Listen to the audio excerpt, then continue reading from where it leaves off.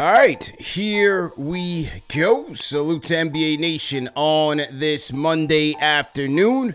Another edition of NBA Weekly. CP the Fanchise in the building. On today's show, round one has just wrapped up over the weekend, and round two is kicking off, and we got some spectacular matchups to talk about, man. Joining me today, friend of the program, man. He's also a Celtics fan, but NBA analyst, producer, filmmaker.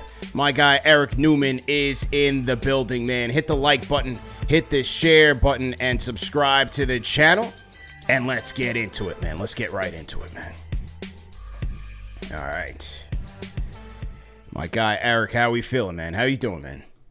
Feeling good. The main event has arrived. Yes. Boston, New York, the orange and blue, the green and white, and we were close to having it last year. And I'm all trash talking and Celtic fan sarcasm aside, I'm thrilled we have this matchup because I think it's going to be a terrific series in the second round. Yeah, likewise, man. I'm looking to see, obviously, the regular season. I've told a very tough story in terms of where these franchises are. But look, the Knicks maintain that, hey, playoffs is 0-0. The regular season, you know, these guys all met with the media yesterday, and they said, hey, you can take some stock in some things, but other than that, we're starting with a fresh slate.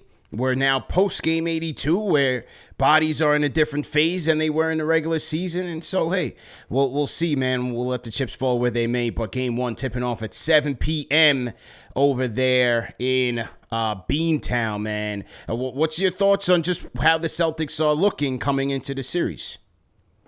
You know, it was really good that they faced a tough Orlando team who was much better than their record in the first round. Orlando, of course, top three in the league. I believe they finished second defensively during the regular season.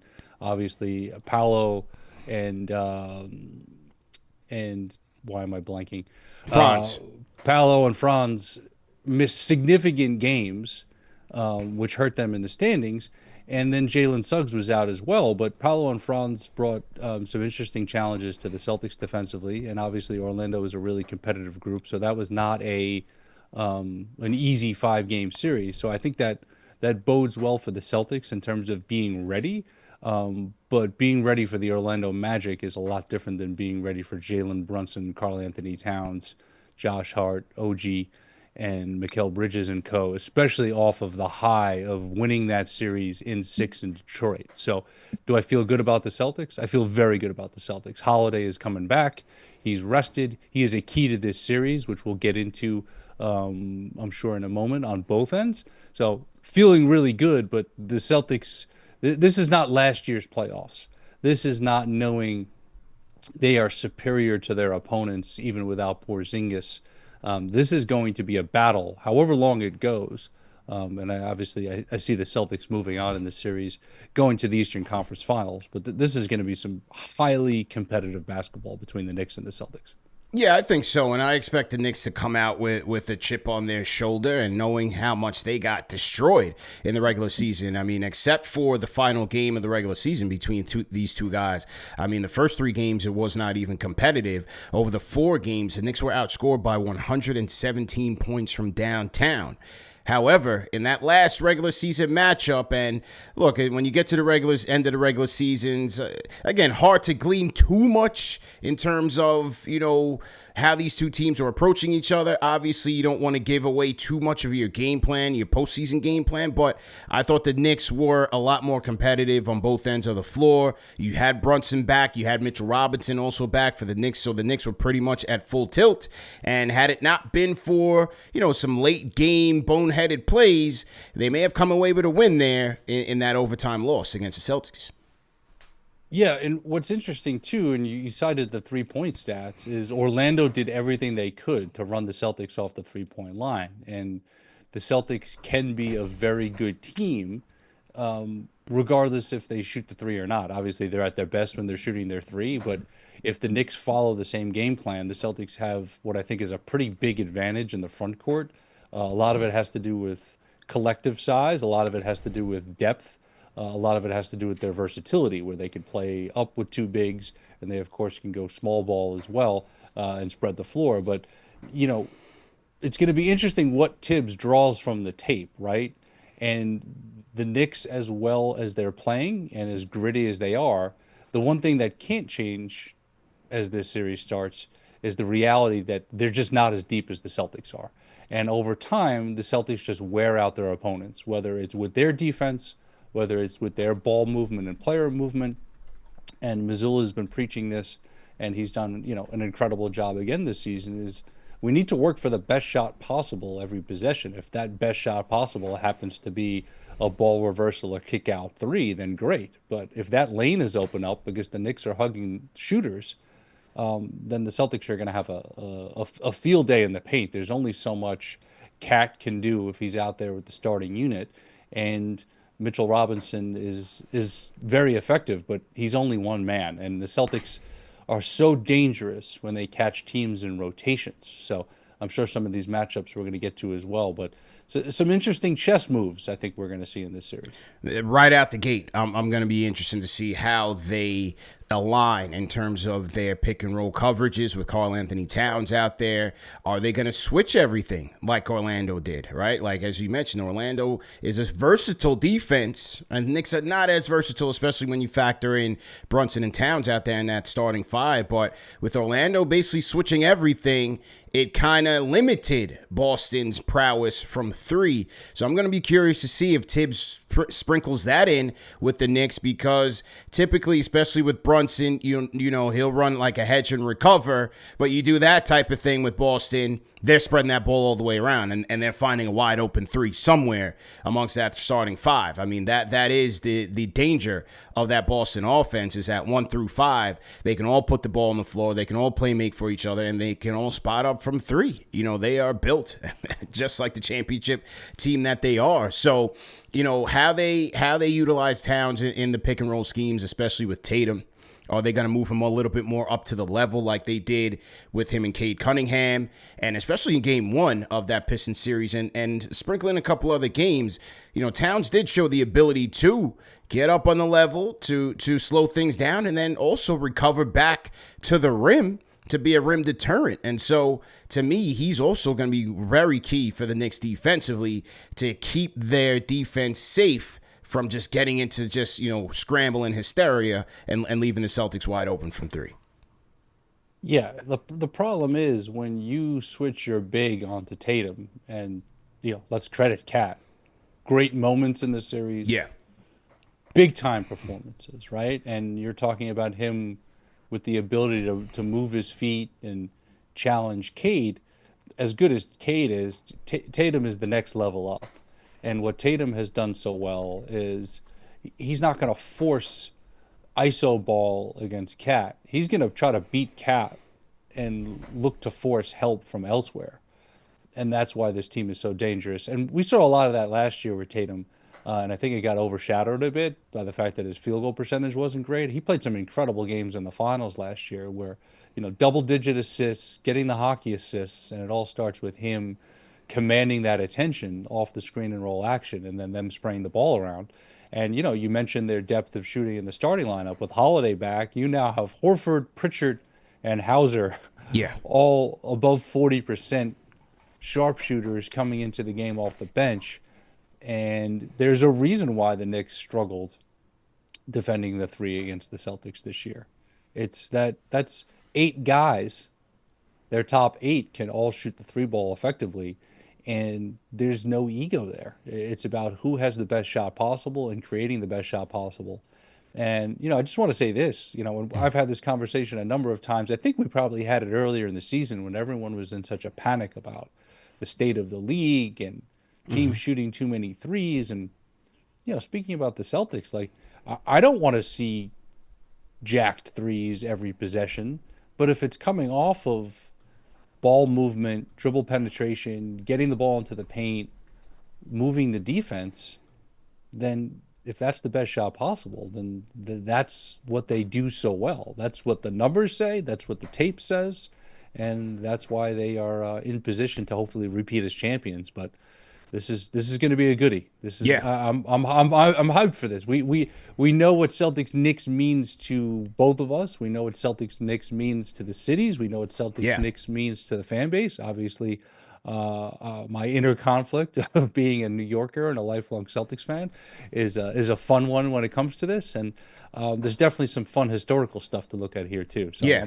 I'm excited. Yeah, well, I certainly, pity you with that conflict. But on the series, like I was talking about this yesterday when we did our X's and O's show. I'm like, man, obviously you can't take away everything. And especially with the Celtics, I mean, hey, you try to take away one thing and they'll kill you with many others. But I'm like, man, if I got to slow down, give up twos inside the paint just to keep them from shooting those threes, you might have to do it, man, because that is a way to keep the margins low. And then on the other side, hey, I think the Knicks obviously have more than enough offensively to get it done.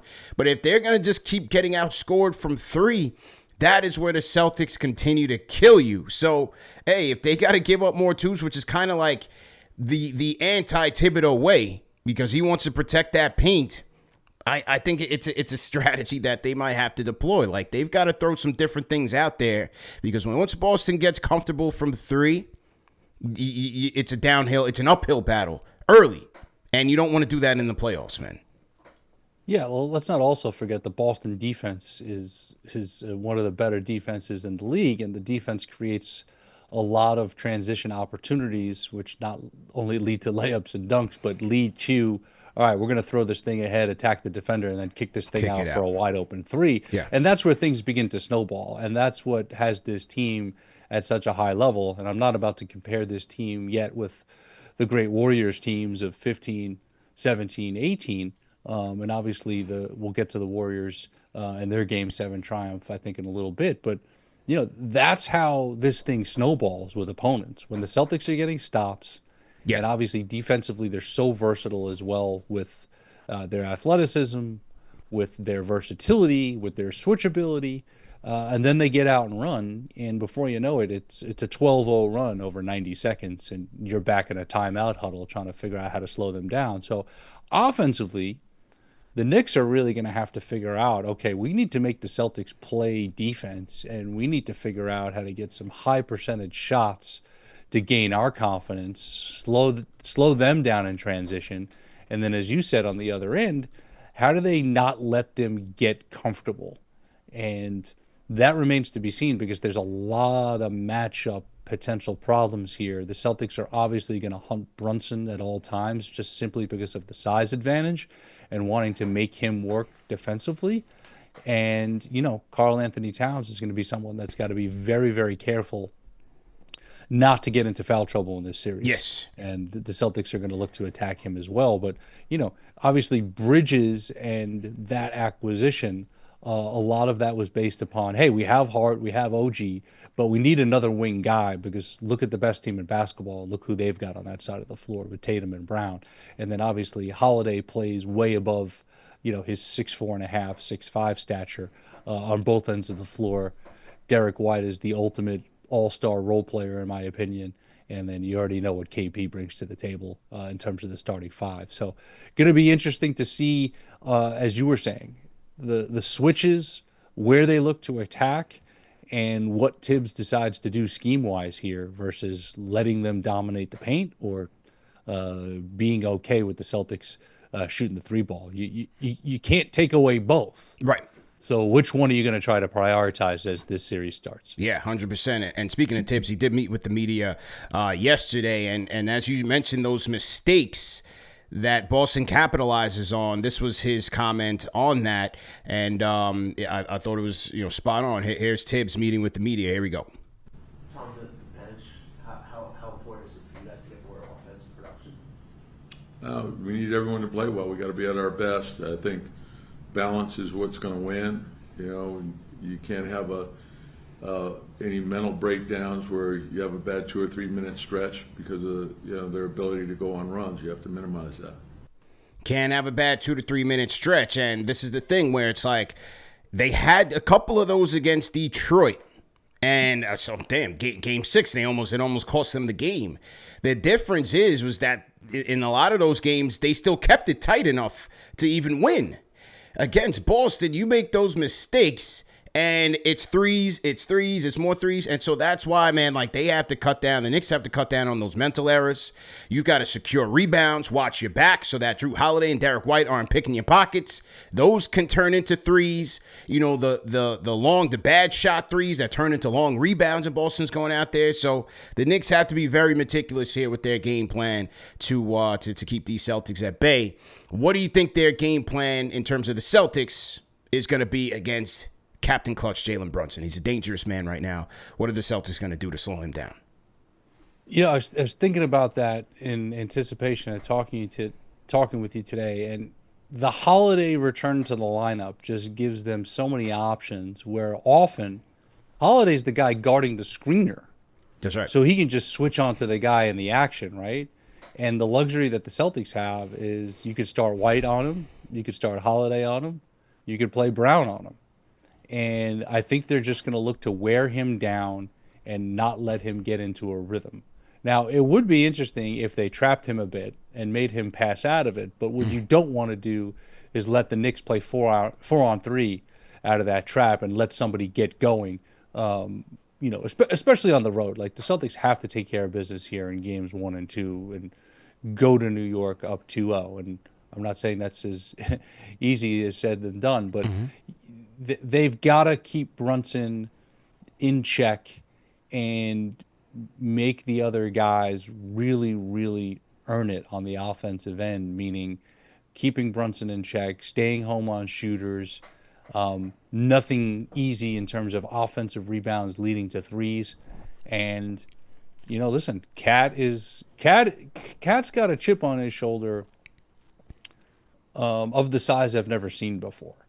And I think a lot of this stems back to last year, knowing that he had a team that could have gone to the NBA Finals, that was thoroughly outplayed by the Dallas Mavericks, and then he's traded. And yes, he's traded to New York, and it's worked very, very well.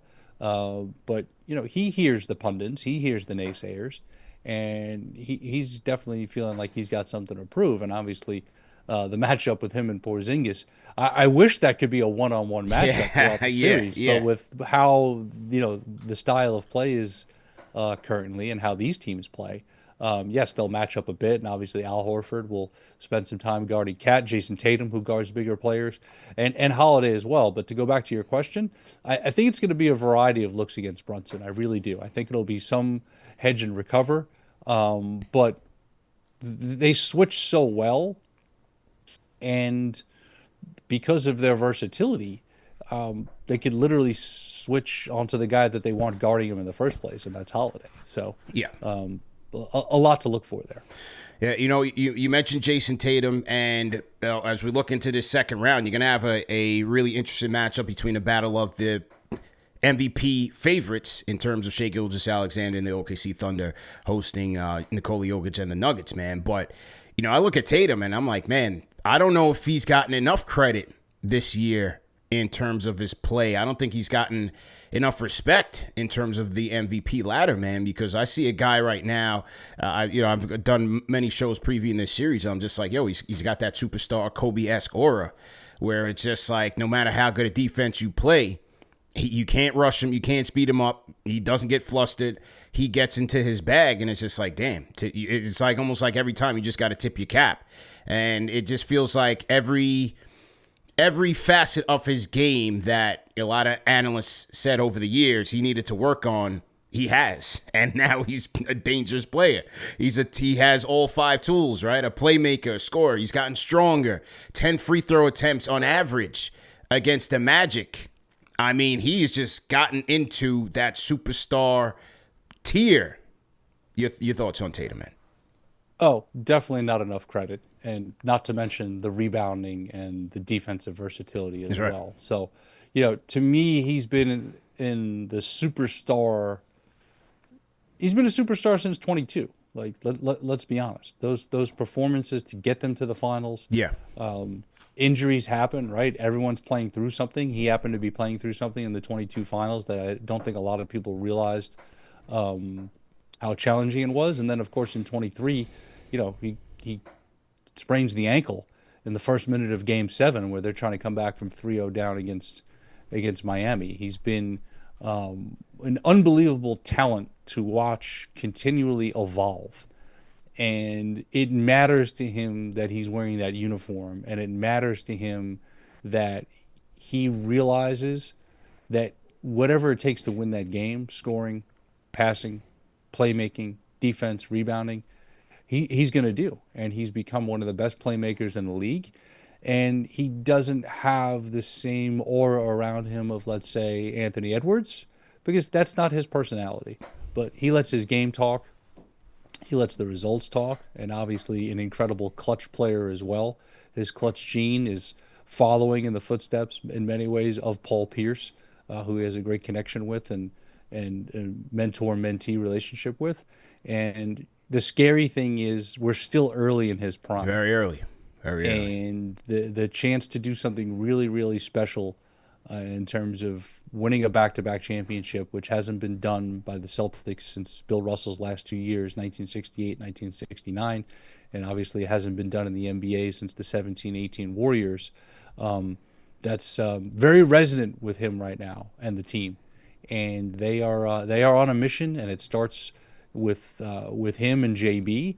But to your point, yes, Shea, incredible year, will probably win the MVP because they won 68 games, which only 6 teams, I repeat, 6 teams in history have won 68 or more games in the regular season. Joker obviously has been incredible. If there was ever a year to give a co-MVP with those two, I would have no problem. But to me, Tatum is a lot closer than people give him credit for.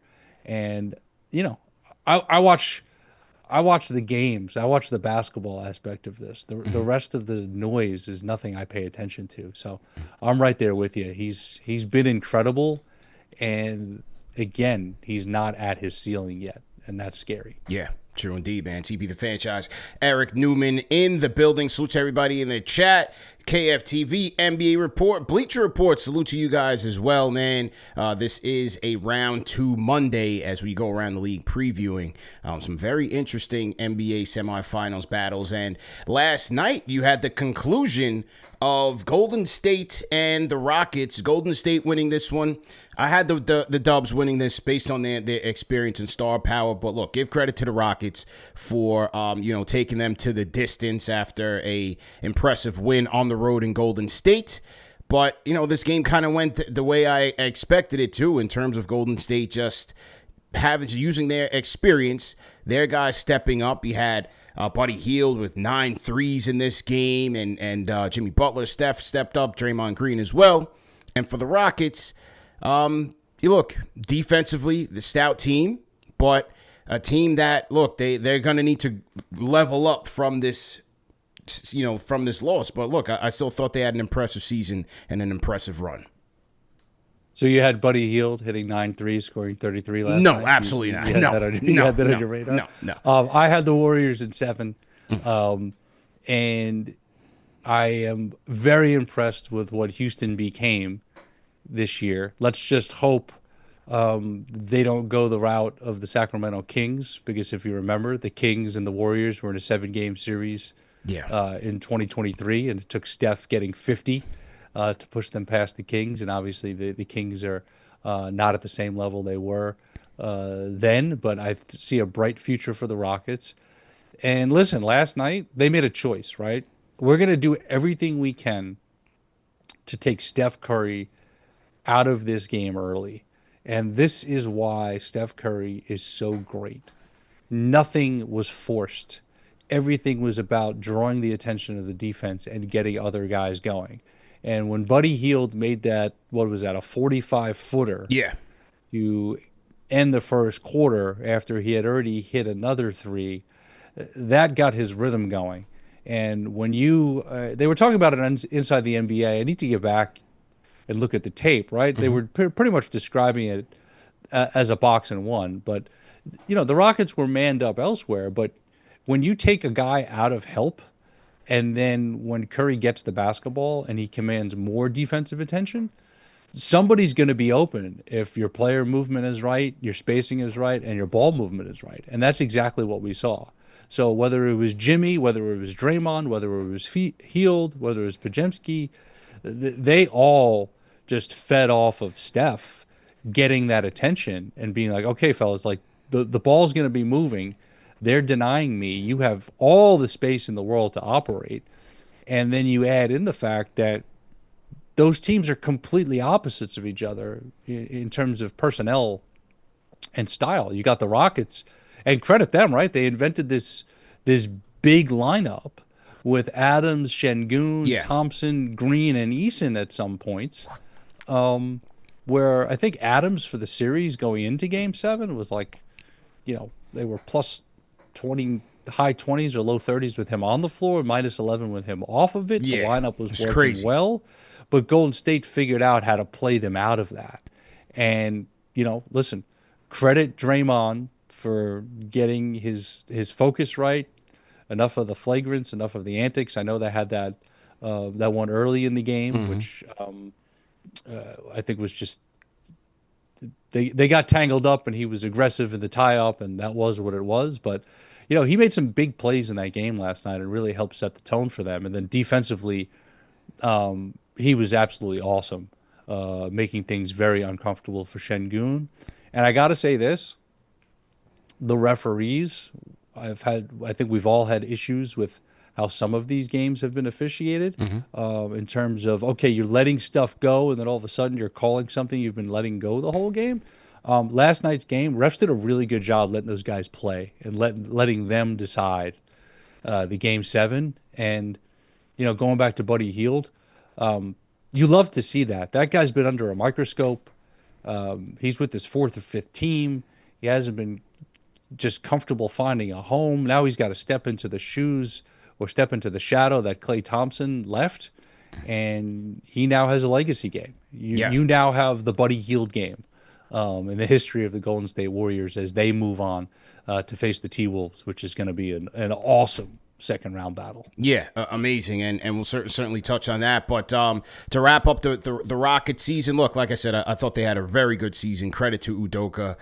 Amen Thompson is definitely next up. The Amen Thompson experience has been a pleasure to watch since I was watching from summer league basically on, and his game is really taking off and seems to be slowing down for him very fast here in the league. And so certainly a player. Hey, did you? Sorry to cut you off. No. Did you hear in the broadcast that he's from the Bay, right? Yeah. Did you hear them? He was at Steph's camp when he was a kid. Wow. Like, how incredible is it that you're, whether Steph was his guy, his idol or not, like you're at Steph Curry's camp, and then a decade later, you're playing him in a Game 7. Yeah. As your career is evolving, and Steph is still at that level of, incredible greatness. So, really fun stuff, and that's a team that you want to stay together. It's a team that I think, when we talk off-season eventually, it's like, okay, do you stick with this formula? Do you stick with this group? Yeah. Do you try to upgrade? They can't shoot, man. They can't shoot. And there's a two-guard in Phoenix who, if the Suns don't decide to build around him, Devin Booker fits beautifully with the Houston Rockets. So it's going to be interesting to see who they look to add and who becomes available in the offseason, because they've got some pieces. And as you said, Coach Udoka, great job and great culture they now have down there in Houston. They got to make a trade, man. Look, they have a lot of impressive young guys, but they can't shoot. Jalen Green, confounding. Even Thompson's got to work on his jumper, but he's got so many other tools in his bag that, like, he's a guy that you definitely want to build around. And also, like, the way that he approaches the game, he's just a way better overall basketball player. But the no-brainer trade is to go to Phoenix, offer them their picks back, and go get Book. There was rumors out there a couple weeks ago that Phoenix wants to make Book the highest paid player in the league. I think that makes absolutely no sense. There's no sense to trade KD and keep Devin Booker. Phoenix needs to torpedo this thing and start all the way over. And that means trading Devin Booker, getting your picks back, and then getting a rebuilding plan going. And then for the Rockets, that makes perfect sense. You get a star player, you get an efficient shooter, You get a dog experience, all of that to play under Missoula. I think that's the next step for the Rockets. And so, you mentioned the Kings. That's why I don't really see them in that Kings level, because even though the Kings made it and beat the Dubs in that playoff series, there was always a ceiling there building around Fox and Sabonis. I didn't think they had the capability to really elevate. And on top of that, Keegan Murray hasn't really panned out to be, more than just a capable 3-and-D role player. Like, he's kind of just been kind of average for them. So that kind of torpedoed their build. But for the Rockets, to me, sky's the limit, man. You're around those young players. The Kings lost that series in 7 when Steph had 50. They were the higher seed. I'm a big Sabonis fan. I liked the Sabonis-Fox pairing. What they have now, they've got to move something to elevate them, because there's too much duplication there between DeRozan and Levine and Malik Monk, and I'm a huge fan of Malik Monk, and he's become a terrific playmaker as well. But back to Phoenix real quick, and as it connects to Houston, if you're the Oklahoma City Thunder, and Paul Pierce has talked about this a number of times on Ticket and Truth, if you're the Oklahoma City Thunder and you don't win it this year, do you call Phoenix and ask what it's going to take to bring Kevin Durant back to Oklahoma City? So think about this from a Phoenix standpoint. If that happens, you're able to package Durant, get a ton of picks back, potentially get Chet Holmgren. Potentially. If I'm Oklahoma City, I'm not breaking up the young core, but you get a ton of young picks back. You get some competitive young players with moderate-sized contracts, and then you're on the phone with Houston, and Houston has to send you back Jalen Green if you're trading Booker, right? Yeah. So they trade Jalen Green in picks, and all of a sudden, Phoenix has a way to jumpstart that thing. Now, if they can get Bradley Beal to waive his no-trade clause, he still has value too. But, that experiment from the start, we were at a game last year in Boston. It was last March. We were there filming the Truth Lounge. And Paul visiting practice, which was a lot of fun. And we were at the Suns-Celtics game. And, this was the 24 season, so there was no Tyus Jones out there. This was Beal, Booker, Durant, Grayson Allen, and whether it was Nurkic or whatever other role-playing big they were bringing off the bench. And, these guys are highly skilled. Obviously can all shoot the heck out of the ball, but it was like watching highly talented guys play pickup or AAU. There was no organization, and the Celtics personnel and their system just overwhelmed them. And, they pretty much ran Phoenix off the floor. And in this league, as you know, and as many of our viewers who are watching this know, like, it's a lot about fit and balance, and you can't just put a bunch of scorers on the team and say, figure it out. And there was too much duplication with Beal and Booker all along, and that's been part of the problem. And then obviously the Suns started the year 9-1. Then what happened? Durant got hurt, and the bottom fell out. It was not a well put together plan, despite of how high a level of the main talent on the team, which is unfortunate. How do you see Warriors and Timberwolves playing out? I'm going to go with Timberwolves in 6. I like their overall depth, their defense. To me, they are championship built. We will see what happens once they meet OKC, because I think they will beat the Warriors. But I am interested to see how the Warriors handle the Timberwolves' size, their defense, and their depth. And Ant-Man, what do you think?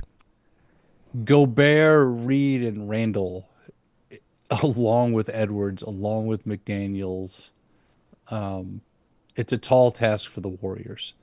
I have trouble betting against Steph Curry, Jimmy Butler, and Draymond Green. I'm going to say the Warriors find a way to win this thing in 6 games, and they need to win in 6 games. But then again, we said that about the Houston series, and they won Game 7 on the road. So this is a tall task. And as good as Gary Payton II has been, who didn't play in Game 7 because he was ill, and hopefully he's better. He needs to play a huge role in this series. He's one of the guys that needs to spend a lot of time making life difficult for Edwards. But Listen, my brain tells me pick the Wolves because of the size, depth, and athleticism. My heart and what I've seen year after year from these guys on the Warriors, and obviously this is not the Warriors of 2015 to 2019 or even the team that won it in 2022, but they still have Steph Curry. They still have Jimmy Butler. And Minnesota has still not gotten over this hump yet. This is where they lost last year. Excuse me. They did get over this hump last year. They got to the conference finals. Yeah. They beat Denver in 7. So, going to be a great series. Rooting for the Warriors. Really like what the Timberwolves have become. And it's so interesting. The Lakers were such a heavy favorite. They won exactly one more game than Minnesota did in the regular season. But going to be a great series. I am picking the Warriors, but I'm going to also be surprised if they're able to come out of this because of the size and the versatility of the Wolves. Yeah, I agree with you there. Now, yesterday we saw the first game of the semifinals has started, and that was between the Indiana Pacers beating the Cleveland Cavaliers, taking home court in game 1, 121-112. This one really wasn't a surprise to me, man. I mean, this isn't sometimes people make knee-jerk reactions to a game 1 victory, but the Pacers have been playing so hot, even concluding the regular season.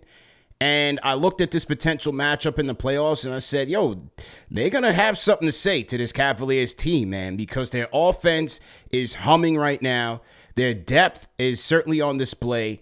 I mean, you look at the starting 5. You had all 5 in double figures. Andrew Nebhart continues to impress. I just love his game playing alongside Tyrese Halliburton.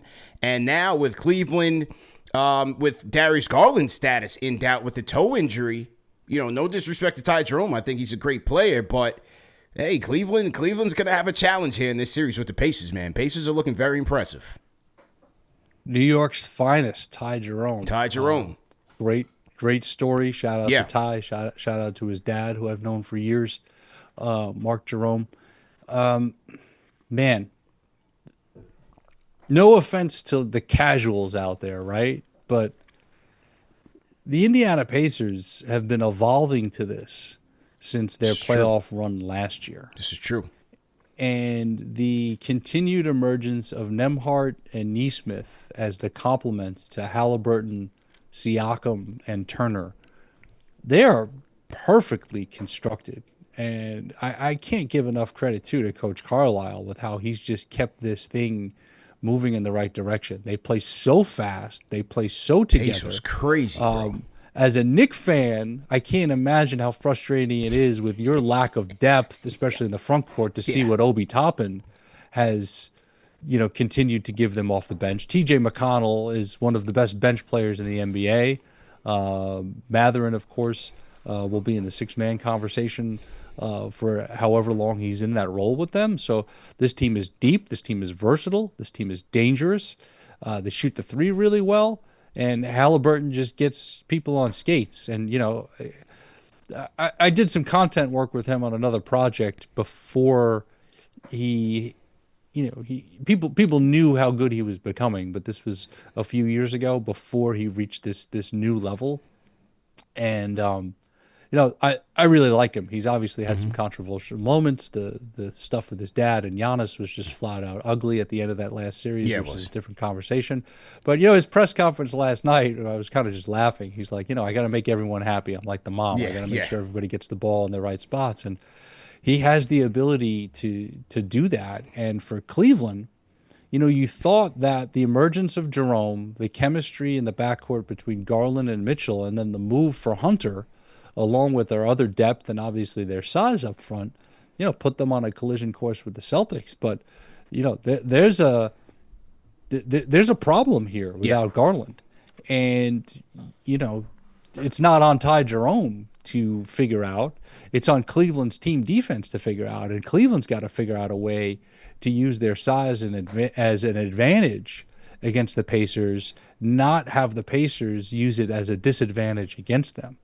And when you've got that ball spraying around like that, you've got 5, 6 guys, and check me if I'm wrong, for the season they average 7 guys in double figures, along with a couple of guys at 7, 8, 9 points a game.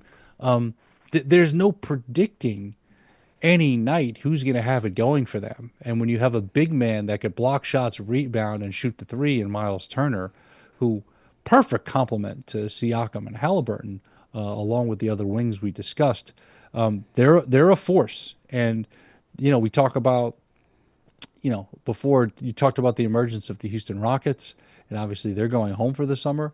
The emergence of the Indiana Pacers and how they're set up, not just to compete right now, they're set up to be a contender now for the future, and they feel now is their time, and they're seeing some vulnerabilities with the Cavs. So them winning game 1 on the road is the best thing to happen for this series in terms of a competitive standpoint if your zip code is outside of Ohio. Yeah, no question about it. And, they kind of flew under the radar early in the season when they had some struggles. They had some injury issues. And they were hovering around like 6th, 7th in the East. So you kind of forgot about them. But since January 1st, I believe they had the 4th best record in the NBA. And I'm watching. I'm like, okay, Pacers are coming now. And the way that they just dismantled the Bucks, which, again, wasn't surprising, but they just, didn't even blink in that series. I'm like, Cleveland is going to have a problem on their hands.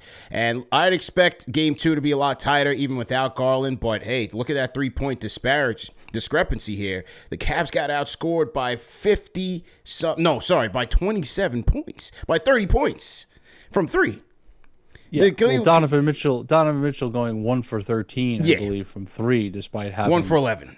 1 for 11, excuse me, right. Having a big game. Like, it's a tough spot for him, right? Because you don't have your running mate in the backcourt there, and you feel like the scoring has to, fall onto you a bit more. But, he took 30 shots. He took 30 Ty shots. Jerome took 30 shots. Took 20 shots? Right. So they're taking 50 of your shots combined. That's not a formula for winning. No. I don't care how talented your team is.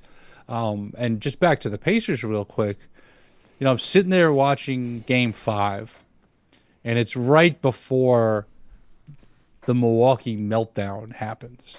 And I'm saying to myself, wow, this thing is going to go back to Milwaukee.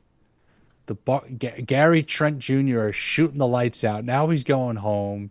Giannis has his stride. Like, this thing's going back to Indy for Game 7, where, flip a coin. And obviously, despite the terrible injury to Damian Lillard, which is just you never want to see this. You never want to see a star rush back and then tear his Achilles. And it's tough. This is what happened to Durant in the 19 NBA Finals. So we wish the best to Dame, and it puts Milwaukee in a really difficult position moving forward, which I'm sure we'll talk about in the offseason. But credit Indiana for just sticking with it, driving the ball to the basket. And I mean, remember back in the day, in those Knicks-Pacers series in Market Square Arena, where they would play the sounds of the race cars because of the Indianapolis 500? Yep. This Pacers team, their soundtrack should be the sounds of those race cars 100%. Because that is how fast they play. And super fun to watch.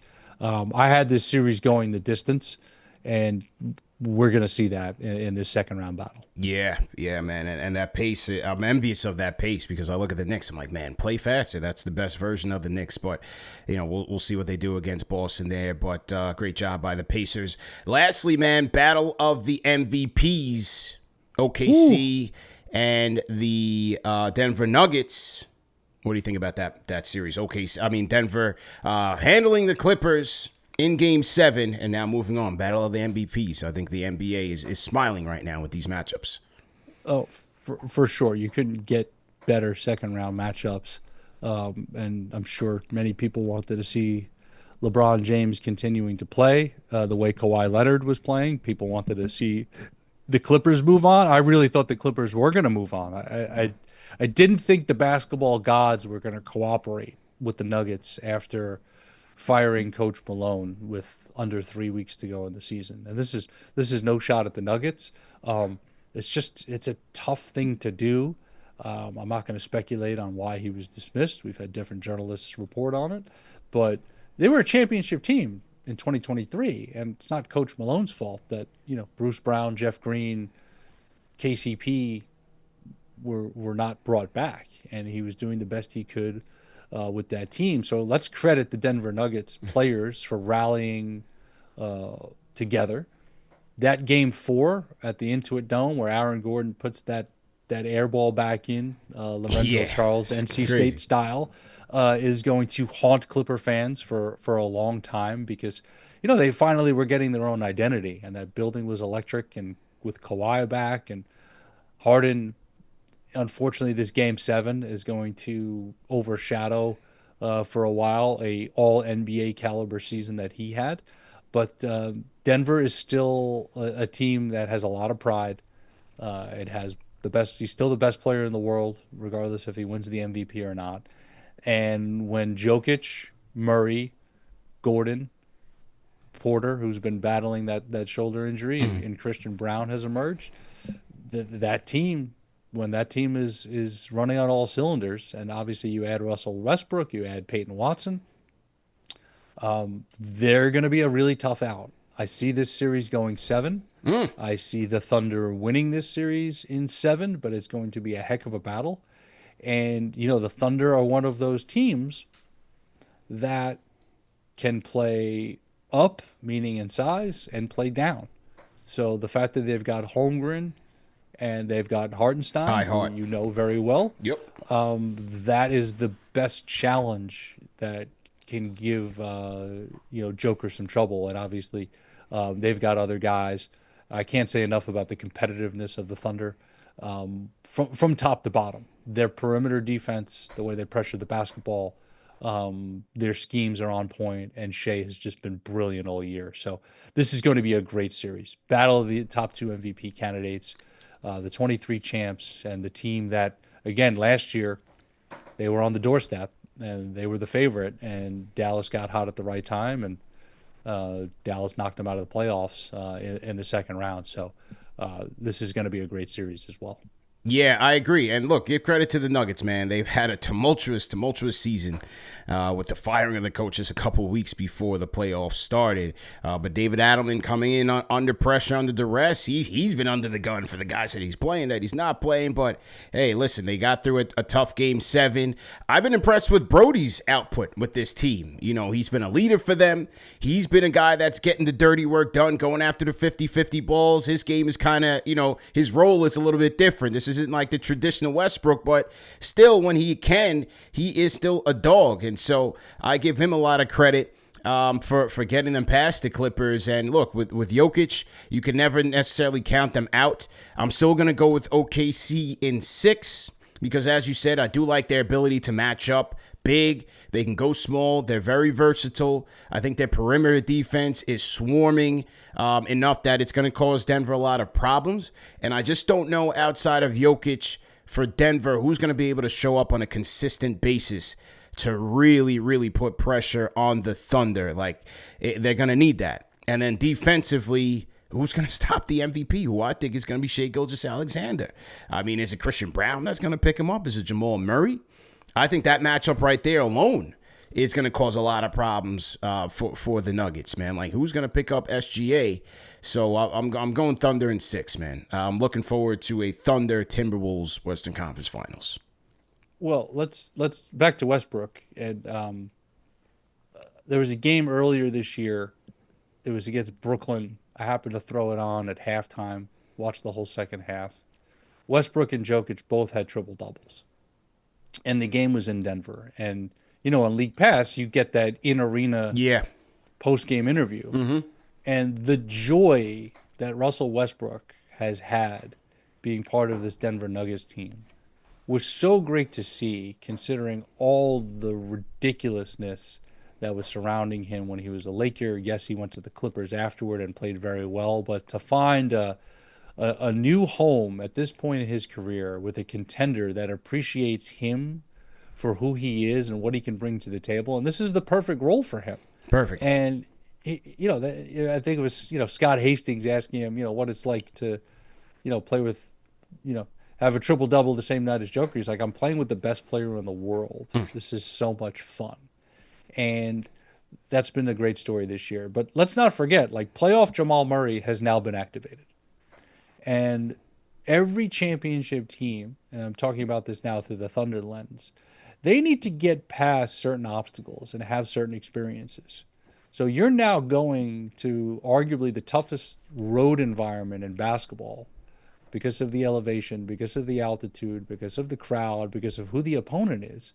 And yeah, you could win all 4 games on your home court and win the series, but you've got to go into that building and figure out how to get one of those games. Yep. If you don't want this thing to go 7. And that's a brand new experience for that entire group. And it's gonna be great entertainment watching this and watching how the Thunder try to elevate themselves and move on. And I will say this, matchup wise, it's going to take Westbrook spending some time on him. It's going to take Brown spending some time on him. It may take Gordon, a bigger, more physical defender, Peyton Watson as well. And I won't be surprised either if the Nuggets work in some zone defense here, because they've got to figure out how to slow the pace, slow those guards down. And yes, and we'd be remiss not to add Jalen Williams here, who's been outstanding this season. They've got to slow him down as well. I'm sure Gordon will spend some time on him, but don't be surprised you see Denver with some zone and with some tricks up their sleeve here to try to throw Oklahoma City off balance. Yeah, there you go, man. Well, listen, man, great show. Let the people know what you're working on, man. I'm working on the Celtics beating. Just kidding. Celtics-Knicks coming up. Obviously, very excited. For me, what I'm working on, still building B-Ball Radio with the one and only Balbito Garcia. We'll be releasing our latest episode tomorrow, Tuesday, May 6th, with none other than the great Rod Strickland. So look for that on YouTube and wherever you get your podcasts, along with social media. Also been building The Storm, a new St. John's and New York City basketball podcast with Tyrone Grant, with Sean L. Scott, and my old friend Ruben Rivera.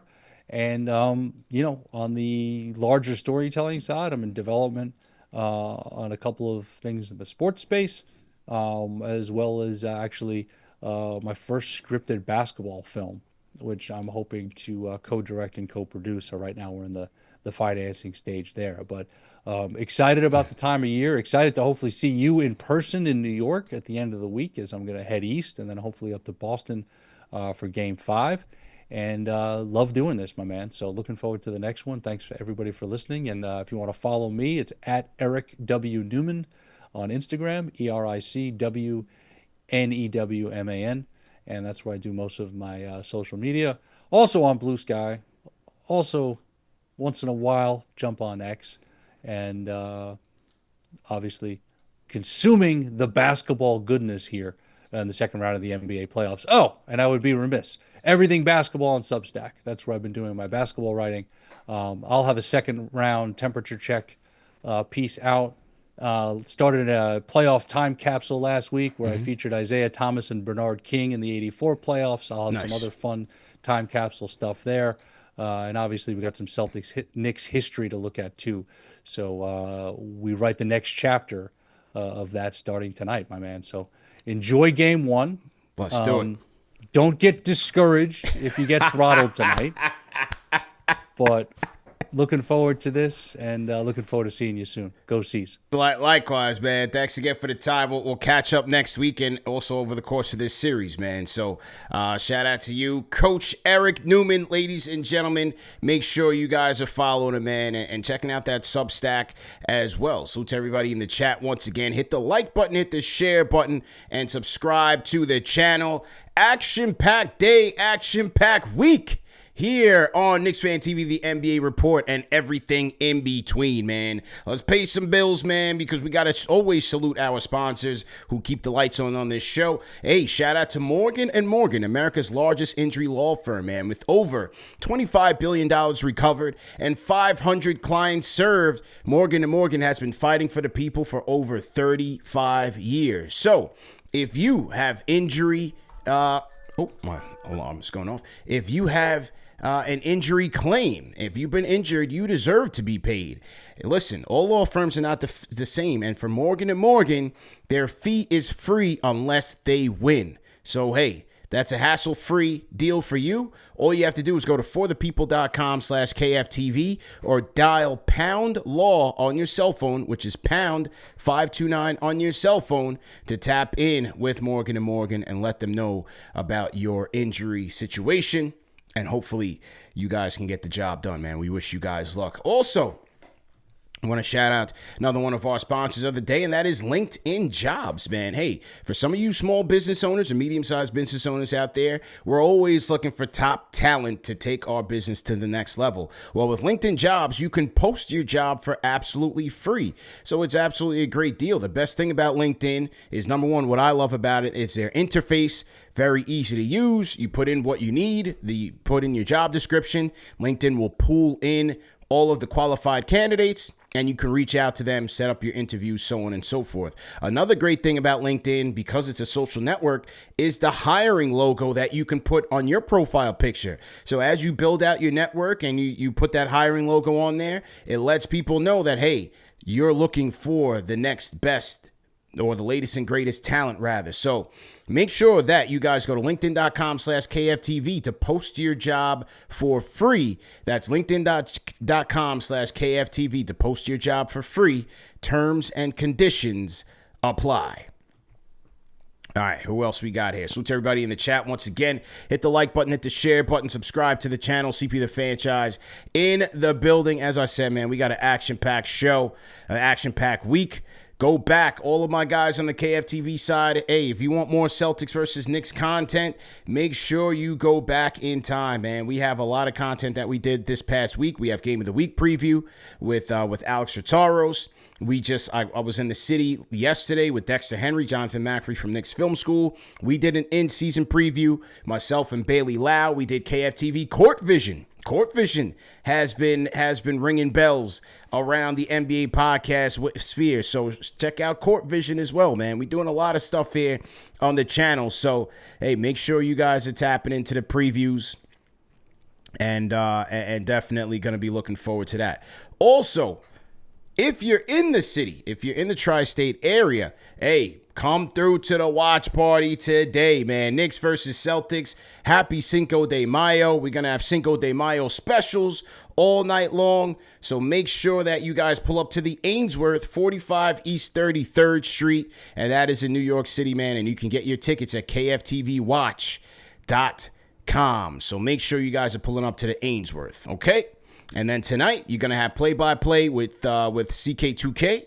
You'll have play-by-play, and then CK and JD will kick off post-game while I make my way back from the watch party, and then I'll be tapping in later on in the evening, man. So listen, man, you guys are in good hands with the number one show for the fans, by the fans, KnicksFanTV, Bleacher Report, NBA Report. Make sure also, if you're on the KFTV side, make sure that you're going over to the NBA Report and subscribing to the channel. We want you guys to support us on both channels. As you see here, NBA Weekly, we're trying to keep the Monday cadence going. And so, hey, make sure you guys are subscribing and doing the same thing, man. Just like, share, and subscribe to the content over there on the NBA Report. Okay? All right, man. Let's go Knicks. I'm hyped for tonight. I got a lot to do now between now and then. So let me get rest of my day started. See you guys at the watch party. See you guys tonight on the number one show for the fans, by the fans.